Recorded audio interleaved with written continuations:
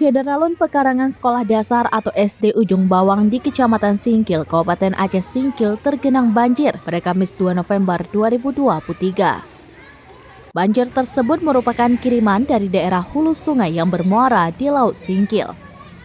Nah, saat banjir kiriman datang berbarengan dengan musim pasang besar air laut sehingga air menjadi tertahan di daratan. Berdasarkan pantauan, banjir yang mengenangi SD Ujung Bawang sudah masuk ke bagian pekarangan. Sementara ruang kelas masih aman dari jangkauan banjir. Pelajar saat masuk sekolah harus buka sepatu dan menggulung bagian bawah pakainya agar tidak kebasahan. Menurut pelajar SD Ujung Bawang, banjir tersebut merupakan yang kedua kalinya dalam tahun ini.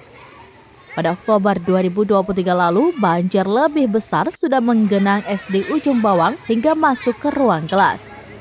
Aktivitas belajar tetap berjalan normal, sebab banjir belum masuk ke ruang belajar mengajar. Dari Cisingkil, Dede Rosadi, Serambinews.com.